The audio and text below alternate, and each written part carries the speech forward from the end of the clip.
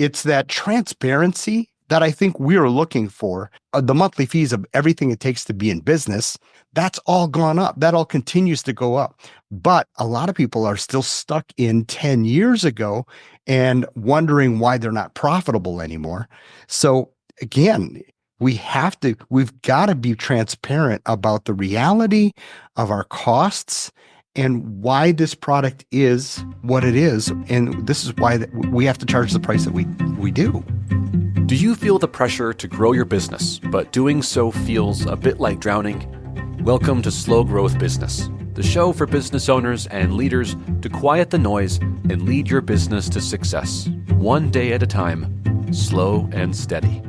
If you feel your business is running you and you're ready to run it, you've come to the right place. Now, here are your hosts, business coaches Jimmy DeGroot and me, Kyle Bullock. Okay, so you brought up a really great hot topic here, and it's inflation. As business people, how do we deal with inflation? How do we communicate it to our customers? How do we, I think you can worry yourself. You can feel overwhelmed by it. Yeah.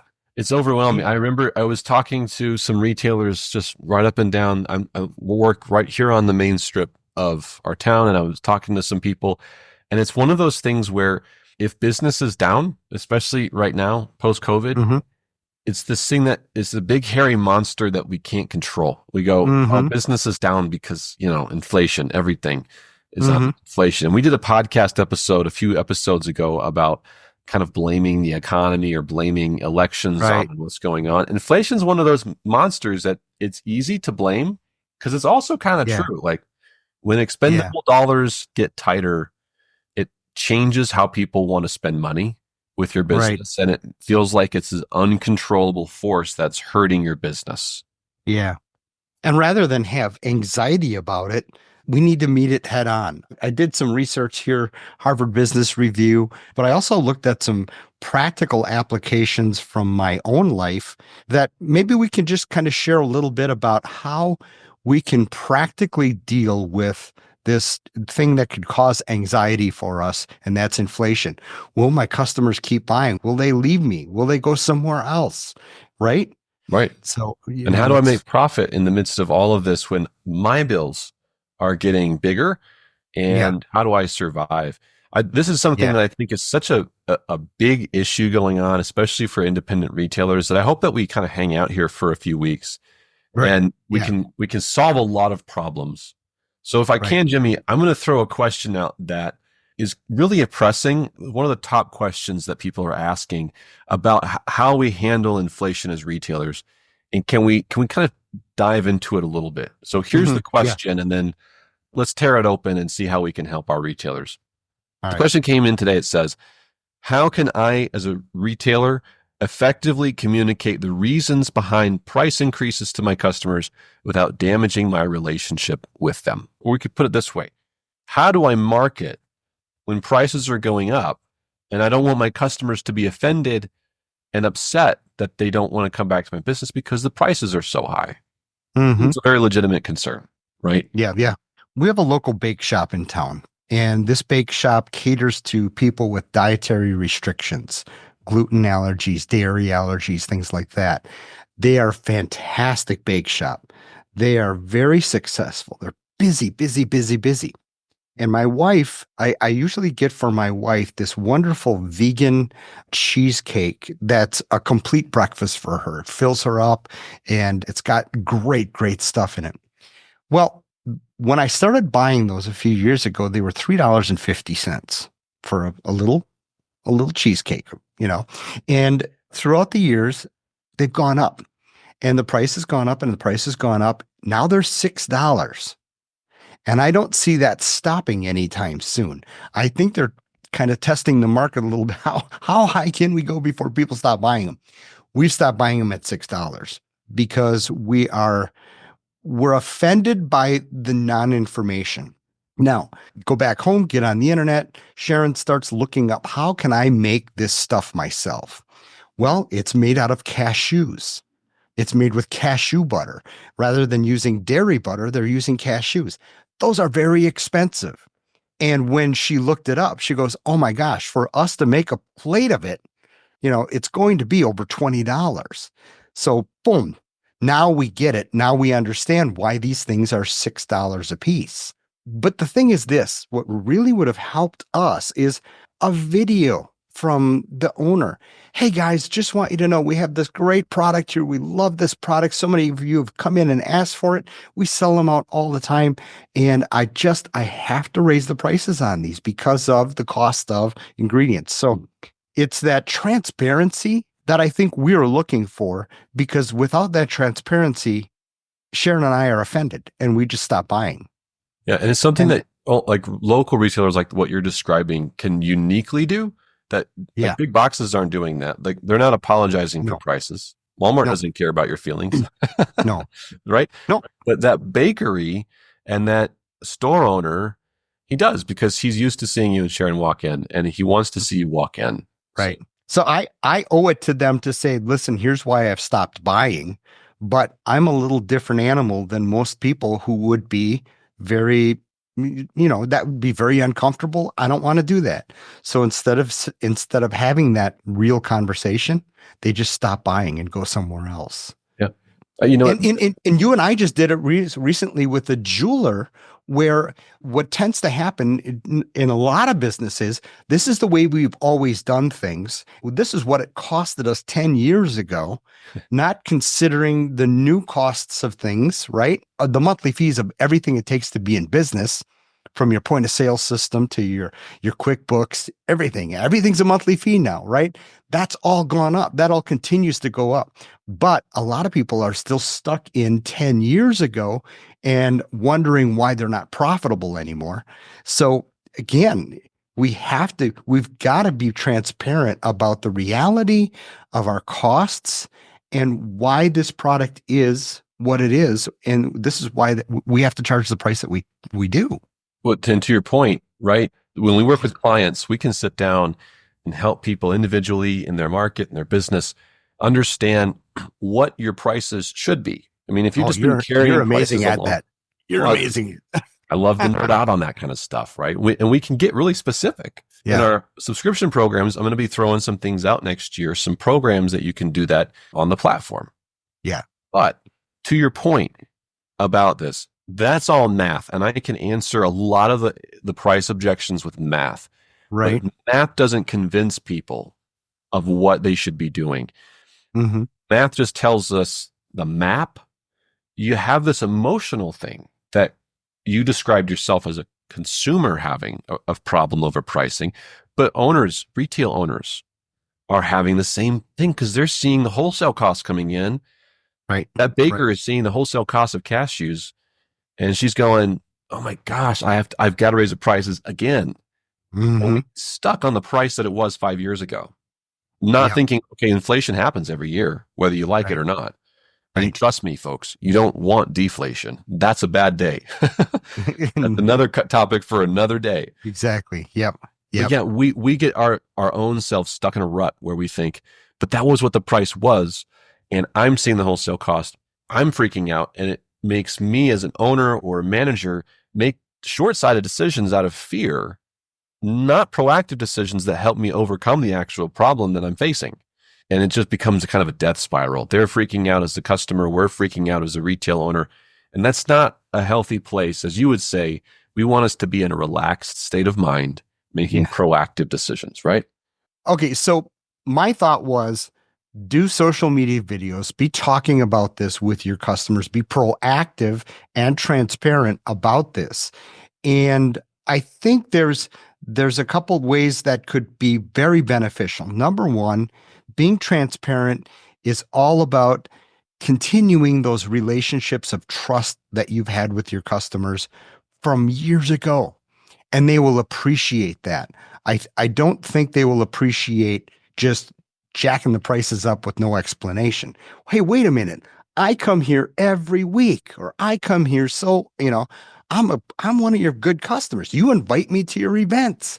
So there's got to be that level of transparency, but also I think you're going to find that customers that value your product for what it is, and if you maintain the value and quality of your product, they're going to be just fine with it, aren't they? Yeah. Well, and I've got a story on that, if I can share it, which is all about the value perception. It's creating the perception of value. Sure. Now, I believe that first of all, let's right size the inflation concern. Not everybody who's coming in your business is that concerned about inflation. Right. They may not even be as concerned as you are. If they've got a lot of expendable income, then they may not even be thinking about it at all. Right. So we don't want to give them reasons when they don't have them. And so first is I'm a big proponent that we answer the inflation marketing question to the people who are asking that question, right? We don't want to drum up the fears of inflation for people who don't have those. Right. So I have a story about this very thing happening, and it actually comes from the world of consulting. So I can't give you the name of these companies, but I can give you, we're going to call one, the consultant, and two, the company. The consultant is trying to sell their services, their consulting services to the company. And specifically, it's recruitment. They're a recruiting company. So here's how it works. The company that's getting pitched to has a group of decision makers, and the consultant sends them a bid and says, okay, for 1 year of service and helping you recruit, it's going to cost you $45,000 for 1 year. Mm-hmm. And the people and the decision makers had two different responses. One group of people who got that said, $45,000, great. That's fantastic. We love that price. They saw the value in it immediately, because every one of them who saw the value in it and was okay with it had either worked with a consultant like them before or had worked in the recruiting field before. So they understood what they were getting, and they thought immediately, great price. The other group of decision makers in the company who got that price flipped out. $45,000 for what? Couldn't believe this. Okay? Right. And why? You just said it, right? Yeah. They didn't see the value. They didn't understand it because they didn't understand recruiting. Okay, so first problem you've identified is spot on with this situation. They could have come back and said $25,000 and people still would have freaked out because they didn't understand what they were getting. Recruiting, what does that mean? What does that entail? Sure. They have no concept of pricing this out in a different, they don't know what other competitors cost. Right. So the consulting company, they have an elegant solution, and it works for all of our retail listeners right now. They come back to the company and they say, we want to help with this objection, this price objection. So they do a presentation. And in the presentation, right off the top, at the very beginning, they say, by the way, we want to help you see the value of what we do. So if we're able to recruit just one recruitment, the profit you will make from that one recruitment will pay for our services for an entire year. Yep. Oh, and by the way, typically we're immediately able to help you get 3 to 4 recruitments on your contract. Yep. Okay. Right there, that one explanation just solved all the problems. Sure. So for retailers listening, here's to me, the moral of that story. The same thing that you said about the baker. It's the same thing with the consultant. How do I show value to the customers who aren't seeing value? Typically, when people have a price objection and they say it's inflation, what they really mean is, I don't understand why this costs so much.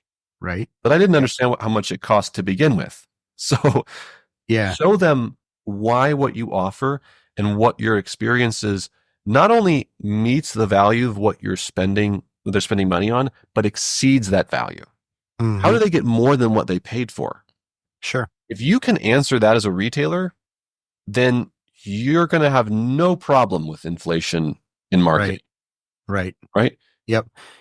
And in our sales platform, one of the biggest things we do, we've got two platforms, management and sales, trainretail.com. In the sales platform, we often talk about what's important to you in a couch, dining room set, guitar, what have you. And once we answer that question, Kyle, what's important to you in a podcast microphone? Okay. Once I find out what value means to you, now I can show that to you. I can give you that value.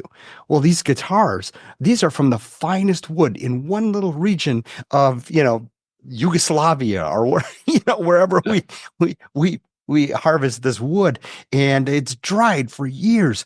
And talking about the value as it pertains to the customer.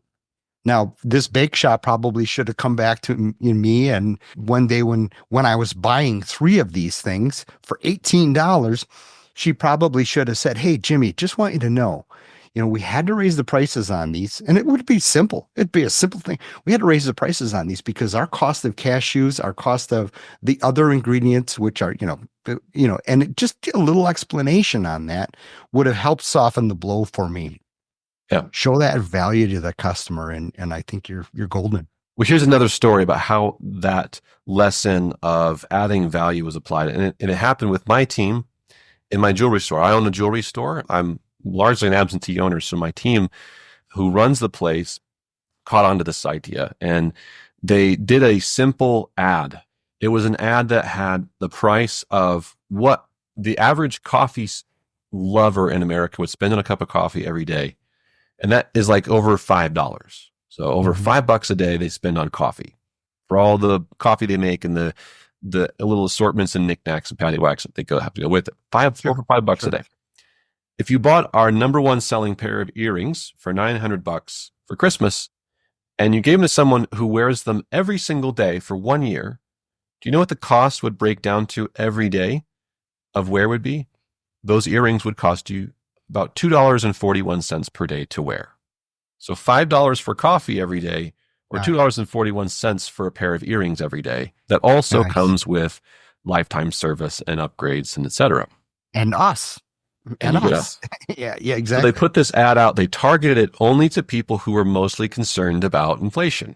This is what we're talking about here and we're talking about over there. By George, the reaction rate for that ad starts to go through the roof because it's speaking to the people who are concerned about this, and it's giving them a perception of value. Yeah, $900 up front may sound like a lot to some people. $2.41 a day, not so much. That sounds great. Yeah, I can sign up for that. And there's options that allow me to do that. So just a quick example of how you can take the idea of showing the value of what you have in your service as an independent retailer and overcome a lot of problems. And notice there was no discounting involved.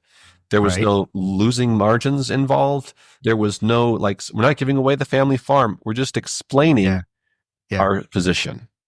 Yeah. In sales training, that's called the break it down to ridiculous close. I love that one too. Makes a lot of sense. I just got done reading Be Ready When Luck Happens by Ina Garten. Amazing. She's an amazing woman.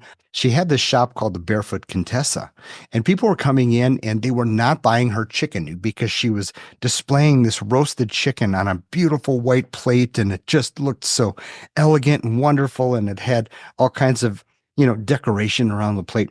They weren't buying the chicken. And no matter what the price was, she would reduce the price, still weren't buying the chicken. Well, she realized the customers coming in wanted to grab a quick meal to go. And so what she did is she took that chicken, put it in that black and white wrapping paper that looks like it belongs on a picnic table. And she plops it out there in that, and they go out the door immediately because people they saw this belongs on a picnic table. This belongs on a quick grab and go. This is going to be what I need. This isn't an elegant feast, for all of my friends. This is what I need for tonight.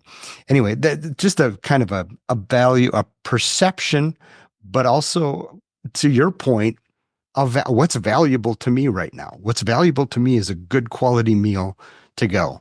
What she says in the book is the price she could actually raise the price. a little bit. So she did it with brownies, and she did wonderful things like that. But I think that's the key. I think we just have to be open and honest with our customers. We've got to find their value proposition. What's important to them. And once we've found that out, then we don't have to be so nervous and anxious about how we deal with inflation in our stores. Because inflation happens every year. It's just sometimes we notice it and sometimes we don't. Right. Well, how about this for a value proposition? Let's apply one last time what we are describing as far as inflation and value. First Wait a is, minute, Kyle. I can't afford to train. I can't afford to train my staff or to do consulting or individual well, consulting. you're right. Let me ask you this Mm, though. You do subscribe to like Netflix or Hulu or something like yeah, that? yeah, Do yeah. you I know how do. much you spend every month on those Oh, subscription services? well, it's actually about 40, 50, $60, but it's probably more than that. Yeah. Actually, you know what's interesting is that the average American does what you just did. They undervalue how much they do in subscriptions. The average American's spending over $200 a month in subscription services to stuff like Oh that. yeah, yeah, Okay, so yeah. what if you had one subscription service that allowed you to not only get value in what you're learning, but was Mm-hmm. so good that it actually made money for you to pay for all those Mm-hmm. other subscriptions. And if it didn't, then you can cancel anytime and you can get it for your first month absolutely free. And if Oh it's yeah, not valuable in the first month and doesn't show how it pays for itself in the first month, cancel it. Out of cancel it. You here. don't know. Get How rid would of it. that be? Yes, That is I set train them re- up for this, by the way. Yeah, you did. You did. Trainretailmanagement.com or trainretail.com. It's our two platforms. Management, we talk to owners and managers about growing your business and profit and value. And the sales platform, we're talking to sales teams. If you have a sales team, Yep. that one's $100 a month. The management's $200 a month. And let me tell you, Yep. for $200 a month, here's what I'm going to guarantee. You get access to me and to Jimmy via email. You can ask us questions that are specific to your business on the lessons or anything else going on, and we are there to help you through email. You're going to get a weekly training video that's tailored to our subscribers of what's going on in the world. And we guarantee that if we're not showing you how you can practically and financially grow the revenues of your business and free up your life, then you don't pay for a thing. You can cancel at any time. And if you use the promo code free month, all one word, free month, you get the first month for free. So you could literally go right now to Train Retail Management, use that promo code.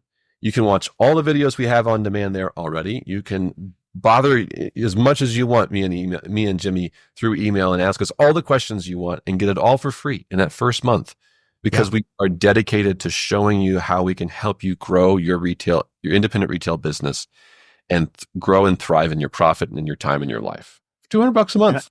Yeah. And on the sales platform at trainretail.com.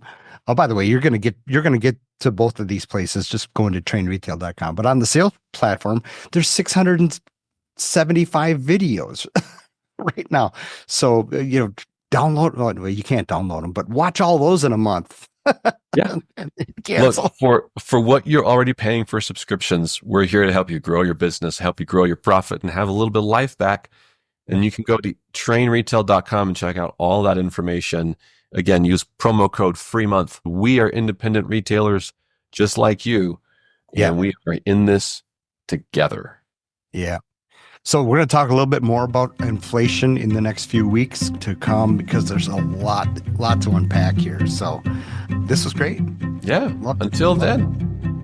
We hope you leave this episode a little better than when you first began. If you'd like more resources to grow your business slow, steady, and consistently, check out our on-demand video catalog at trainretail.com. Or if you have a question or frustration we can help address in your business, write to us about it. We love to help solve big, ugly problems. So hit us up at kyle@trainretail.com or jimmy@trainretail.com. Good luck out there, and we will see you next time.